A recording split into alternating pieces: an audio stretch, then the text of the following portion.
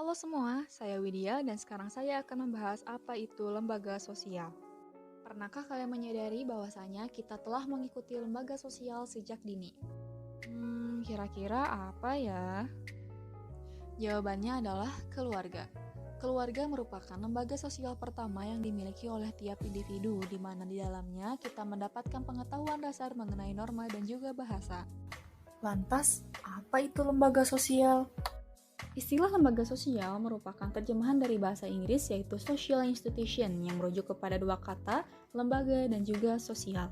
Lembaga merupakan suatu wadah yang didirikan untuk mencapai tujuan tertentu, sedangkan sosial merupakan hubungan antar sekelompok masyarakat.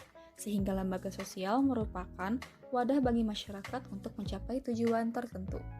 Menurut Surjono Sukanto, lembaga sosial adalah himpunan norma dari segala tingkatan yang berkisar pada suatu kebutuhan pokok dalam kehidupan masyarakat. Maksudnya di sini, lembaga sosial diciptakan untuk memenuhi apa yang dibutuhkan oleh masyarakat. Lalu, bagaimana ya lembaga sosial itu bisa terbentuk? Terdapat dua proses pertumbuhan lembaga sosial. Yang pertama secara tidak terencana, lalu yang kedua secara terencana. Pertama-tama kita bahas proses pertumbuhan lembaga sosial secara tidak terencana. Maksudnya tidak terencana di sini adalah lembaga sosial ini lahir secara berangsur sesuai dengan masalah yang dihadapi oleh masyarakat, juga sesuai dengan pemenuhan kebutuhan hidupnya. Contohnya, ketika sistem barter sudah dianggap tidak efisien lagi, maka manusia menciptakan uang sebagai alat tukar yang sah, sehingga bermunculanlah lembaga sosial ekonomi, contohnya bank. Yang terakhir, ada proses pertumbuhan lembaga sosial secara terencana. Lembaga sosial ini dibentuk setelah dipikirkan secara matang oleh satu orang atau lebih. Biasanya, lembaga sosial ini dibentuk oleh orang-orang yang memiliki kekuasaan dan wewenang. Contohnya, PRW membentuk koperasi bersama untuk meningkatkan ekonomi dan taraf hidup masyarakatnya. Itu tadi materi tentang apa itu lembaga sosial, juga proses pertumbuhannya. Yuk kita lanjut ke materi selanjutnya. Selanjutnya ada karakteristik lembaga sosial. Lembaga sosial memiliki karakteristik atau ciri-ciri tertentu. Pertama, memiliki simbol sendiri. Setiap lembaga sosial memiliki simbol sendiri yang digunakan untuk menandai atau ciri khusus setiap lembaga tersebut. 2. Memiliki tata tertib dan tradisi. Lembaga sosial memiliki tata tertib dan tradisi yang tertulis maupun tidak tertulis. Yang ketiga, usianya lebih lama. Pada umumnya, usia lembaga sosial lebih lama dibandingkan dengan usia manusia. Yang keempat, memiliki alat kelengkapan. Lembaga sosial memiliki alat kelengkapan tertentu yang digunakan untuk mewujudkan tujuan lembaga tersebut. Selanjutnya ada fungsi lembaga sosial. Menurut fungsinya, lembaga sosial mempunyai dua fungsi. Nah, dua fungsi itu apa aja sih? Yuk kita simak. Yang pertama adalah fungsi manifest. Fungsi manifest atau fungsi nyata yaitu fungsi lembaga sosial yang disadari atau diharapkan banyak orang. Yang kedua, ada fungsi laten. Fungsi laten yaitu fungsi lembaga sosial yang tidak terlalu nampak atau tidak terlalu diharapkan oleh masyarakat. Selanjutnya ada tipe-tipe lembaga sosial. Yang pertama, ada berdasarkan sudut perkembangannya. Ada creative institution, dibentuk secara tidak sengaja. Dan ada enacted institution, dibentuk secara tidak sengaja. Kedua, ada penerimaan masyarakat. Ada appropriate and sanctioned institution, diterima masyarakat karena efektif dalam menunaikan tugas. Dan ada unsanctioned institution, ditolak masyarakat atau tidak diinginkan. 3. Sudut penyebaran. Ada general institution, dikenal atau diterima masyarakat luas, dan ada restricted institution, hanya dikenal oleh masyarakat tertentu. Yang keempat, berdasarkan sudut sistem nilai yang diterima di masyarakat. Ada basic institution, penting karena memelihara tata tertib, dan ada subsidiary institution, dianggap kurang penting. Dan yang kelima, sudut fungsi. Ada operative institution, menemukan pola dari tujuan masyarakat, dan ada regulative institution, mengawasi adat istiadat dalam masyarakat. semua, saya Sheila. Kali ini saya akan melanjutkan tentang apa saja jenis-jenis lembaga sosial itu. Yang pertama ada lembaga ekonomi. Lembaga ekonomi merupakan lembaga yang menangani masalah kesejahteraan masyarakat melalui kegiatan produksi, distribusi, dan konsumsi barang dan jasa yang dipergunakan bagi kelangsungan hidup bermasyarakat.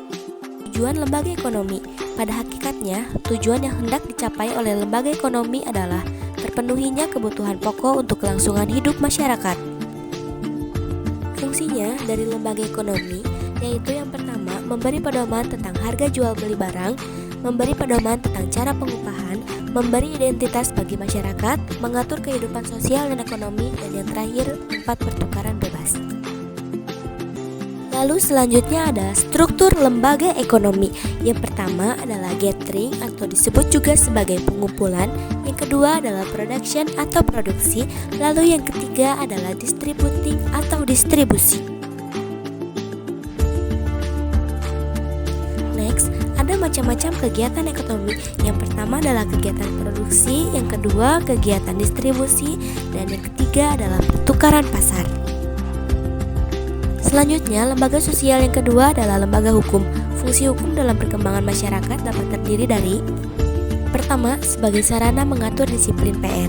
Kedua, sebagai sarana untuk mencapai keadilan sosial dan tak terlihat. Ketiga, sebagai sarana mengemudi pembangunan. Dan yang terakhir, sebagai sarana penyelesaian sengketa.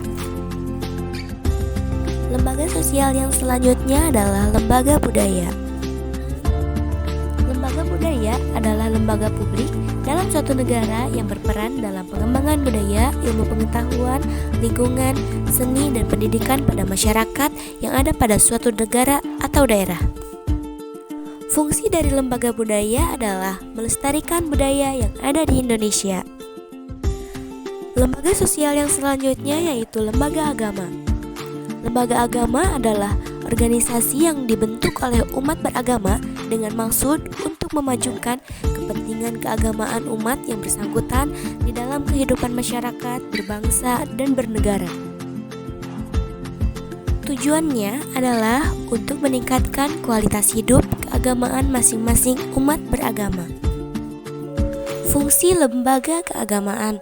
Lembaga keagamaan yang ada di Indonesia pada umumnya berfungsi sebagai berikut. Pertama, tempat untuk membahas dan menyelesaikan segala masalah yang menyangkut keagamaan. Kedua, memelihara dan meningkatkan kualitas hidup beragama umat yang bersangkutan. Dan yang ketiga, memelihara dan meningkatkan kerukunan hidup antar umat yang bersangkutan. Halo, nama saya Wifa. Di sini saya akan menjelaskan apa itu lembaga keluarga. Keluarga, yaitu keluarga merupakan unit sosial terkecil yang terdiri atas ayah, ibu, dan anak. Keluarga memiliki fungsi majemuk bagi terciptanya kehidupan sosial dalam bermasyarakat. Bagaimana sih proses terbentuknya lembaga keluarga itu sendiri?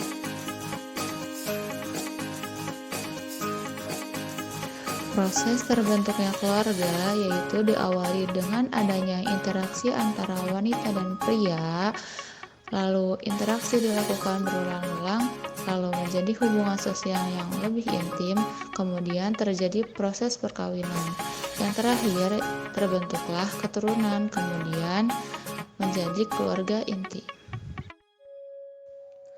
Tujuan dari lembaga keluarga itu ialah untuk mendapat keturunan, untuk meningkatkan derajat dan status sosial seorang pria maupun wanita, mendekatkan hubungan kerabat, dan yang terakhir, agar harta warisan tidak jatuh ke tangan orang lain.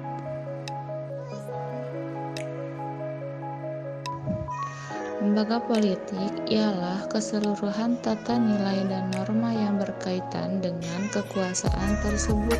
Kita namakan lembaga politik.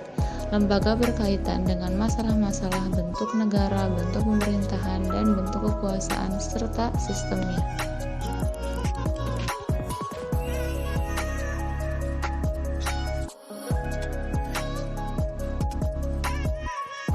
Fungsi lembaga politik itu sendiri yaitu memelihara ketertiban di dalam dalam negeri, menjaga keamanan di luar negeri, mengusahakan kesejahteraan umum, dan mengatur proses politik.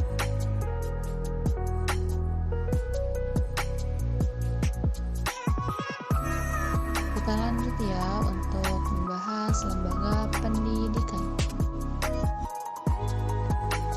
Lembaga pendidikan pada hakikatnya merupakan salah satu wadah sosialisasi nilai-nilai yang ideal di masyarakat.